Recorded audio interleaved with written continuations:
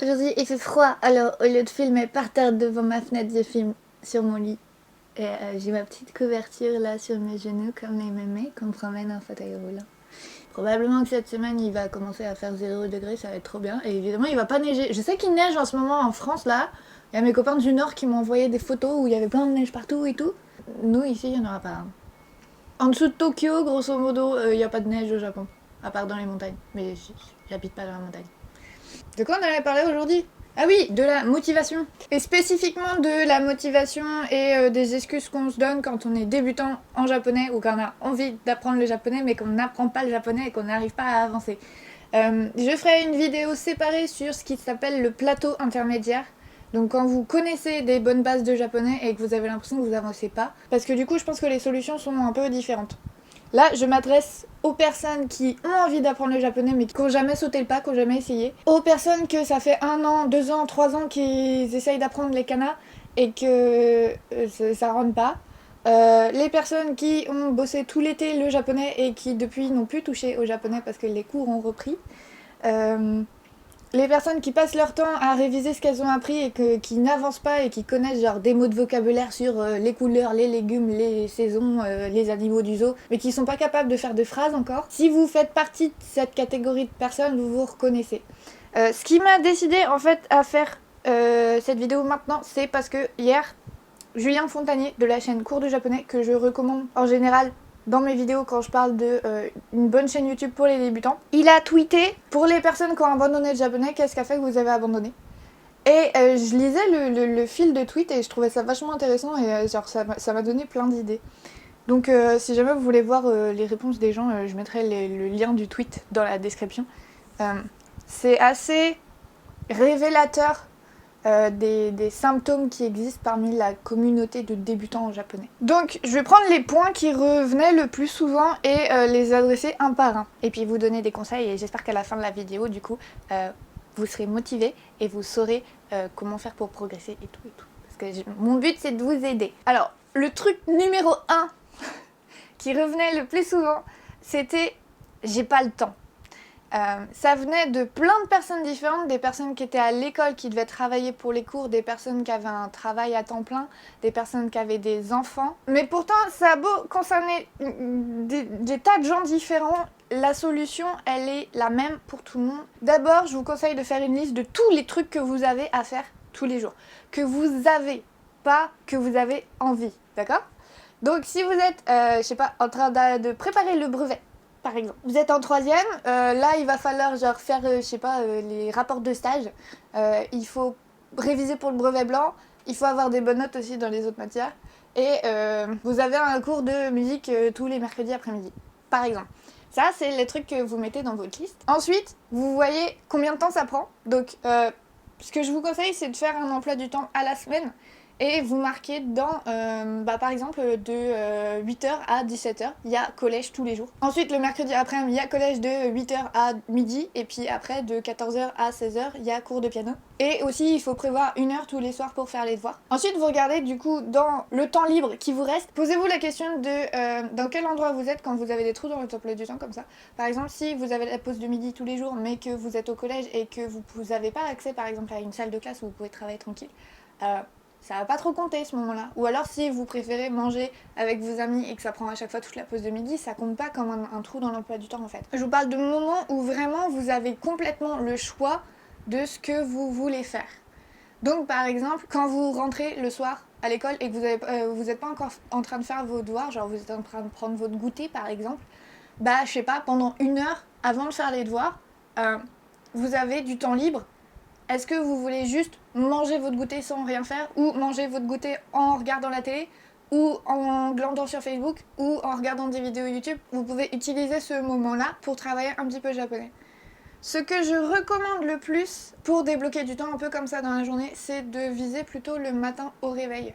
Si vous avez une vie de famille assez fatigante, du genre si vous avez 4 enfants et un boulot de 35 heures, essayez de vous lever juste 10 minutes plus tôt. 10 minutes, c'est pas quelque chose qui va changer la qualité de votre sommeil. Ça n'aura pas d'impact, vous n'aurez pas à vous coucher plus tôt pour vous lever 10 minutes plus tôt. Et ces 10 minutes-là, si vous le faites tous les jours et que vous les utilisez pour travailler le japonais, ça va vous faire beaucoup plus progresser que quelqu'un qui arrive à se débloquer 1 heure par semaine et qui bosse 1 heure par semaine. Déjà parce que 10 minutes par jour, ça fait plus qu'1 heure par semaine en fait. Mais surtout, c'est beaucoup plus efficace, et ça a été prouvé scientifiquement maintes et maintes fois, de travailler régulièrement un tout petit peu, plutôt que de travailler une seule fois, pas très souvent. Parce que le cerveau, il va se souvenir des choses qu'il voit souvent, et pas des choses qu'il voit de temps en temps mais qu'on lui dit que c'est important. S'il y a quelque chose qui est important pour votre cerveau, c'est les choses que vous voyez tous les jours. C'est pas les choses que vous vous dites, ça c'est important, faut que je m'en souvienne. C'est malheureusement pas comme ça que ça marche. C'est pour ça que tous les profs vous disent il faut que vous fassiez un travail régulier, c'est important. C'est pas pour vous embêter, c'est parce que c'est prouvé que ça marche. Le deuxième truc qui revenait le plus souvent parmi les tweets de tout le monde, c'était à propos du manque de motivation. Je suis pas motivée, j'ai la flemme, j'ai pas envie, blablabla. Ça, mon coco, va falloir que je sois claire avec toi, tu vois. Gentiment, hein, mais claire. Quand tu veux faire quelque chose, il faut faire des efforts. Il faut avoir de la volonté. Tu veux apprendre le japonais pour une raison, pose-toi la question de quelle est cette raison. Est-ce que c'est parce que tu veux comprendre One Piece? Est-ce que c'est parce que tu veux draguer des japonaises? Est-ce que c'est parce que tu veux apprendre à cuisiner japonais avec un vrai chef japonais? Pose-toi la question. Il faut que ta raison, elle soit précise. Si tu dis que tu veux apprendre les japonais pour comprendre les animés, c'est trop vague, ça va pas. C'est pas un bon but, ça. Il faut que tu sois précis, genre, dis-toi, je veux comprendre le tout premier épisode de Bleach en entier. Ça, c'est bien comme but. Parce que, du coup, ça définit beaucoup plus ce que tu dois apprendre. Pour comprendre le premier épisode de Bleach, tu regardes le premier épisode de Bleach, tu notes le vocabulaire que tu connais pas, t'apprends le vocabulaire que tu connais pas, tu regardes la grammaire que tu connais pas, tu l'apprends, ça te donne un cadre hyper spécifique de y a que les trucs qui sont dans le premier épisode de Bleach qu'il faut apprendre. Et donc, ça réduit énormément la quantité de choses à apprendre. Si tu dis que tu veux apprendre le japonais pour comprendre les animés, ça veut dire que tu dois apprendre les animés avec le vocabulaire des pirates, avec le vocabulaire des ninjas, avec le vocabulaire, des shinigami, avec le vocabulaire des magiciennes, de la cuisine japonaise, je sais pas. Et c'est énorme en fait. Et puis en plus, dans les animés, il y a des personnages, ils ont des âges différents, ils ont des genres différents, ils parlent vachement différemment. Il y a même des personnages, c'est des animaux. Du coup, les animaux, ils parlent pas comme des humains forcément. Et du coup, c'est super difficile en fait de définir exactement quel japonais il faut apprendre quand tu dis que tu veux apprendre le japonais pour comprendre des animés. Mais toute cette histoire en fait de trouver une motivation, finalement, ça rejoint le premier point du coup sur le fait de pas trouver de temps. La motivation, c'est une habitude à créer. C'est un synonyme de volonté qui est un autre mot pour autodiscipline. Et c'est quelque chose qui n'est pas inné et qui se développe au fur et à mesure. Donc il faut que vous vous entraîniez. En fait, la motivation, c'est 100% une habitude. Et donc si vous n'avez pas l'habitude à la base, forcément elle va pas se créer comme ça, paf, et ce sera trop facile de le faire tous les jours quoi. C'est comme si je vous disais, je sais pas, de lire 600 pages tous les jours. Si vous lisez pas beaucoup, maintenant, vous êtes dans la merde. Hein. Par contre, pour les gros lecteurs, 600 pages dans une journée, des fois c'est facile. Hein. Donc, pour celui qui est pas motivé, c'est la même solution que pour celui qui a pas le temps. Trouve-toi 10 minutes dans la journée pour travailler le japonais. Juste 10 minutes. 10 minutes, c'est le temps que ça met à cuire des raviolis. Hein. Si t'es capable de te cuire des raviolis au dîner, t'es capable d'utiliser le temps que ça met à cuire pour travailler ton japonais. Un autre type de réponse qu'il y avait dans le fil de tweet de Julien. Julien, en fait, il fait une série de cours et il fonctionne par saison et du coup, il poste plein de cours et puis après, il arrête pendant un certain temps et puis après, il reposte plein de cours. Et du coup, il avait prévenu qu'il avait fait 2 saisons, je crois. Je me trompe pas.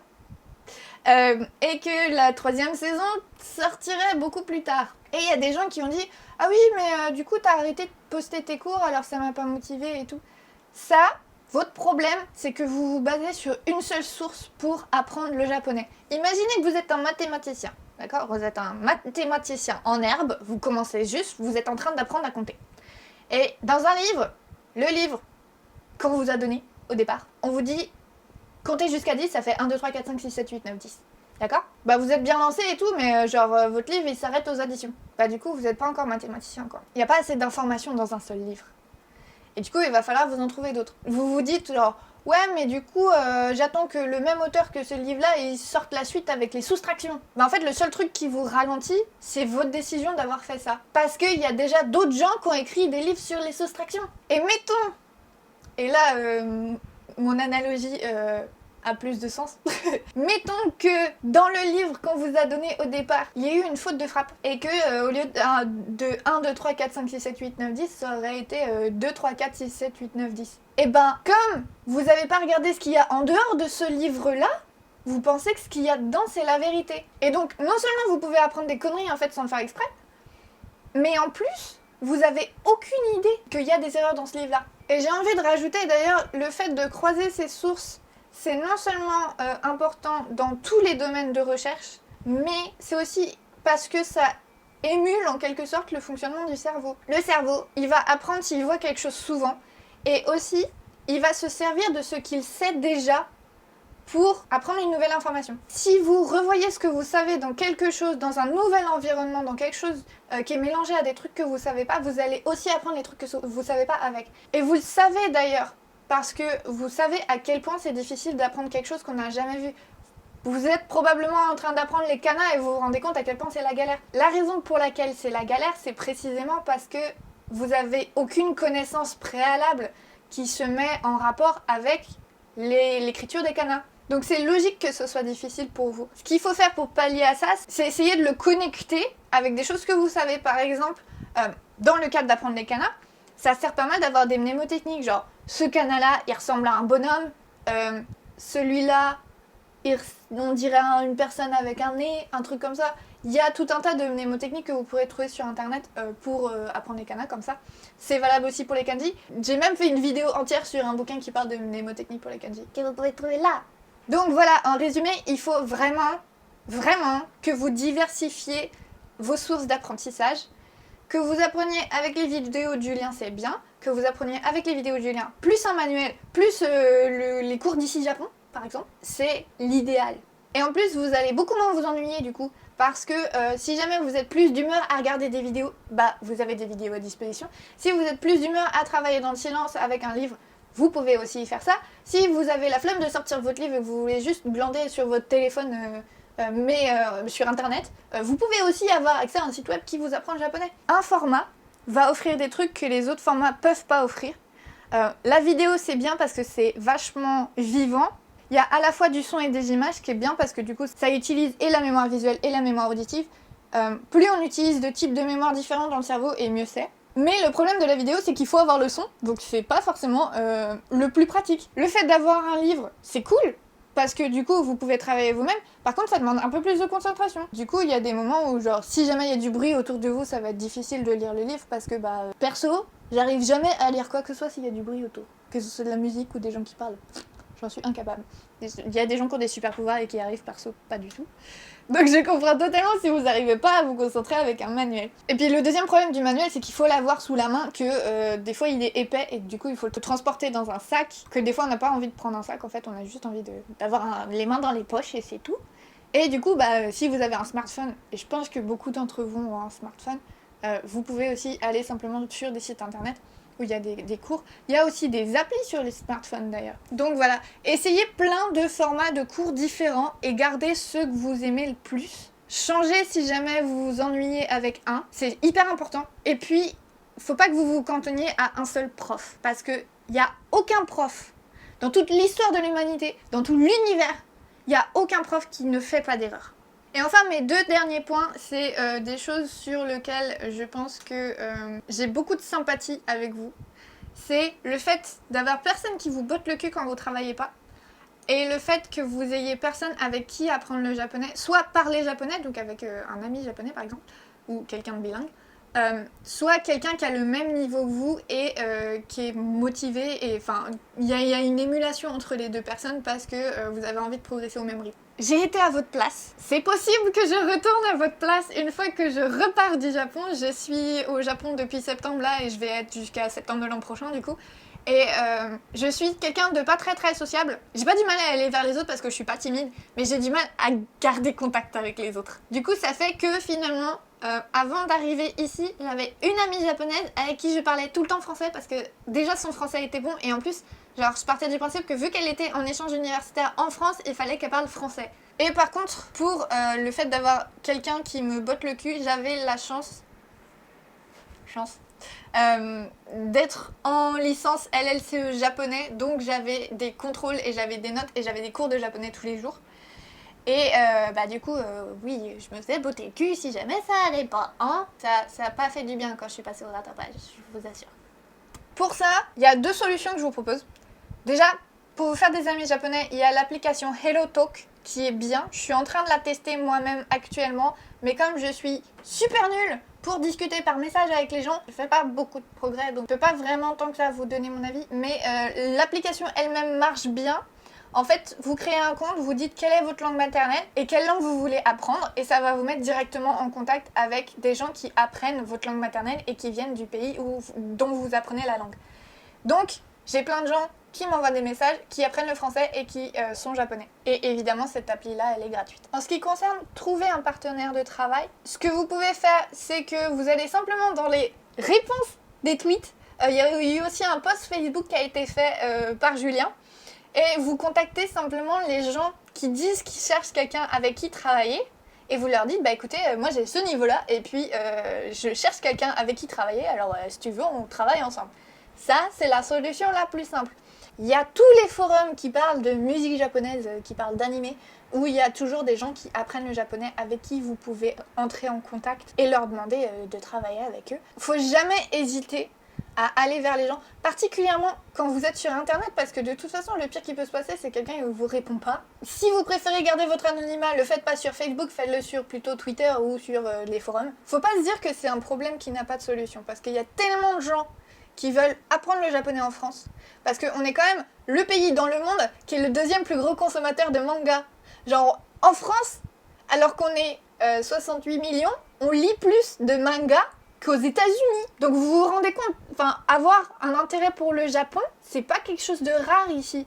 Même si vous avez l'impression que vous êtes dans votre collège de campagne et qu'il y a personne qui s'intéresse au japonais, c'est complètement faux. Il y a forcément quelqu'un, c'est juste que vous connaissez pas encore cette personne. Et si jamais par contre la seule autre personne qui s'intéresse à Naruto dans votre collège, c'est un connard, bah vous avez toujours internet.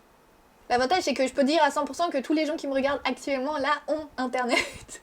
Et pour du coup, le dernier cas, c'est-à-dire quelqu'un qui doit vous botter le cul, tout est lié, hein, ça rejoint mon point sur la motivation. Si vous voulez apprendre quoi que ce soit, il n'y a que vous qui pouvez vous mettre un coup de pied au cul. Vous êtes une personne douée d'une volonté propre et c'est à vous de prendre des décisions pour votre vie. Il n'y a personne qui va prendre des décisions à votre place. Et c'est ça qui est si bien en fait dans le fait de vivre, c'est que genre, si on décide vraiment de devenir quelque chose, bah on peut, parce que y a que nous qui décidons ça. Même si vous rencontrez des réticences par rapport à votre entourage, genre vos amis ils sont hyper sceptiques parce qu'ils s'en foutent du japonais, ou votre famille dit non t'arriveras jamais à aller au Japon, ou pire, vos parents qui vous disent genre je veux pas que t'ailles au Japon, je sais que ça arrive ce genre de cas, et je sais que c'est pas marrant du tout. Cet entourage-là, déjà il peut être temporaire, parce que vous vivez chez vos parents jusqu'à un certain âge, jusqu'à ce que vous trouviez du travail. Vous gardez ces amis-là jusqu'à ce que vous ayez plus le temps de vous voir, ou jusqu'à ce que vous décidiez de plus les voir parce qu'ils vous saoulent. Tous ces facteurs-là, ils sont pas définitifs dans votre vie. Par contre, ce que vous décidez de faire, ça c'est définitif. Parce qu'on peut pas revenir en arrière. Quand j'étais en seconde, j'ai décidé d'apprendre le japonais. J'ai appris le japonais pendant 3 semaines. Et puis après, j'ai décidé que j'avais la flemme d'apprendre le japonais. Et je peux pas revenir sur la décision que j'avais la flemme d'apprendre le japonais. Le seul truc que j'ai pu faire, c'était décider que j'allais recommencer à apprendre le japonais. Et que cette fois, j'allais pas arrêter, j'allais pas avoir la flemme. Les décisions que vous avez faites dans votre passé, elles sont irrémédiables, c'est comme ça. Par contre, on peut changer d'avis, on peut faire une nouvelle décision. Donc, ma solution au problème de j'ai personne pour me botter le cul, bah devenez la personne qui vous botte le cul. Et mon dernier point, et j'espère que vous n'avez pas quitté la vidéo là parce qu'en fait je me suis rendu compte que c'était le plus important. Si ça fait 1 an, 2 ans, 3 ans que vous essayez d'apprendre des kanas et que vous arrivez toujours pas à les apprendre, c'est que vous avez une méthode d'apprentissage de merde. J'utilise ce mot-là précisément pour vous choquer. Si vous faites un truc à répétition et que ce truc-là, il ne sert à rien, bah c'est pas parce que vous le faites plein de fois que ça va devenir utile. Si vous mettez plus de 2 mois à apprendre les kanas, c'est que votre méthode d'apprentissage, il faut la changer. Pour ça, je connais une méthode qui est fantastique, qui marche à tous les coups. Tous les gens qui l'ont utilisée ont eu d'excellents résultats. C'est la méthode des SRS. Space Repetition System. J'ai fait une vidéo entière là-dessus et j'ai fait une autre vidéo après sur spécifiquement Anki, qui est un logiciel qui permet de faire des cartes pour apprendre quelque chose par cœur. Donc par exemple, vous avez une carte. Là, il y a de l'omaji, donc mettons, il y a marqué RA. De l'autre côté, va y avoir la réponse avec le hiragana da. Et donc le but avec cette carte là, c'est de, à partir de ra, vous devez écrire da. Et ben Anki, ça sert à faire des cartes comme ça. Le principe en fait, c'est que quand vous retournez la carte pour voir la réponse, que vous comparez par rapport à votre réponse, vous pouvez cliquer sur différents boutons, dire ah j'ai eu faux, ou ah c'était bon mais c'était difficile, ah c'était bon mais ça allait, et ah c'était bon mais c'était vraiment trop facile, genre je la connais vraiment par cœur celle-là. Et à partir de ça, le logiciel va calculer est-ce qu'il faut revoir la carte demain, est-ce qu'il faut la revoir dans 10 minutes, ou est-ce qu'il faut la revoir dans 3 mois. Et le principe, c'est que on fait ces révisions-là avec le logiciel tous les jours. En plus, c'est un logiciel qui existe sur le web, en tant que logiciel sur votre ordi, mais aussi en tant qu'appli. Donc, vous pouvez l'utiliser avec n'importe quoi, en fait. Vous pouvez l'utiliser avec une tablette, avec un smartphone, avec n'importe quoi qui va sur Internet. Je suis sûre que ça marche avec la 3DS même. Donc, vous n'avez aucune raison de ne pas utiliser Anki. En plus, c'est gratuit et c'est fait par un Français. J'arrive du coup sur la fin de cette longue vidéo et je voulais faire un résumé vite fait pour bien que vous vous souveniez de tout parce que j'ai quand même dit pas mal de choses qui me semblent hyper importantes et qu'il faut vraiment que vous compreniez et dont vous vous souveniez. Si vous n'avez pas le temps, essayez de vous débloquer 10 minutes par jour, 10 minutes par jour, c'est possible pour tout le monde, même si vous êtes en prépa, même si je sais, je compatis beaucoup avec vous hein, parce que je sais à quoi ça ressemble la prépa et je sais que c'est pas évident du tout, mais calez ça sur votre pause caca. Vous prenez 10 minutes sur votre pause caca et vous révisez vos kanas pendant que vous faites caca. Ça, c'est de la productivité. Si vous n'avez pas la motivation, réfléchissez aux raisons pour lesquelles vous apprenez le japonais et essayez de définir précisément pourquoi. Fixez-vous un but, genre je veux comprendre une chanson de un café. Ça, c'est un but précis. Je veux comprendre le premier chapitre de Bakuman. Ça, c'est un but précis.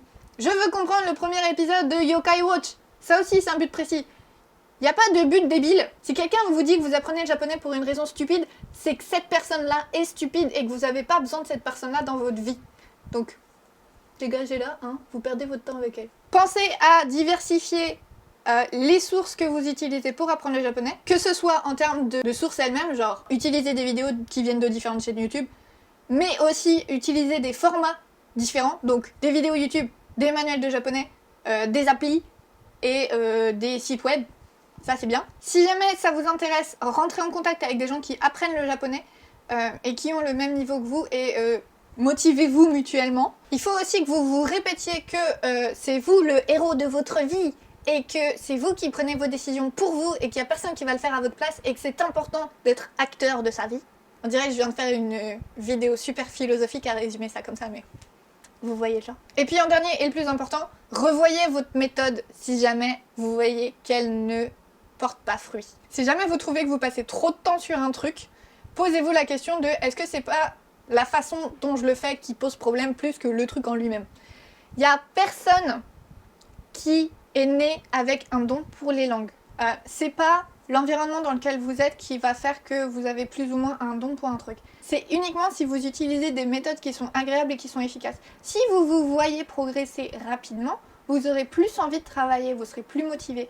Si jamais ce que vous apprenez c'est chiant pour vous, vous n'aurez pas envie de le travailler et vous progresserez pas parce que vous travaillerez pas du coup. Si jamais apprendre des tonnes de vocabulaire ça vous intéresse pas et que vous avez envie de construire des phrases dès le départ, apprenez comment on construit des phrases. Si jamais, au contraire, construire des phrases, vous vous en foutez, mais vous avez envie de comprendre des mots, vous avez envie de comprendre des structures et tout, concentrez-vous là-dessus. L'âge non plus ne compte pas. C'est pas parce que vous êtes vieux que vous êtes plus bête que les autres. Au contraire même, c'est beaucoup plus facile d'apprendre certains trucs, notamment les choses logiques, quand on est adulte plutôt que quand on est enfant. Parce que quand on est enfant, bah, on réfléchit pas trop et du coup, genre, on apprend juste par cœur, on répète juste tout le temps les mêmes choses. Quand on est adulte, on peut avoir des raisonnements. Et le truc avec les langues, c'est que les langues, elles sont régies par un réseau de règles. Et si vous connaissez ces règles, vous pouvez par déduction comprendre des trucs. Donc, les langues, c'est le truc idéal à apprendre quand on est adulte.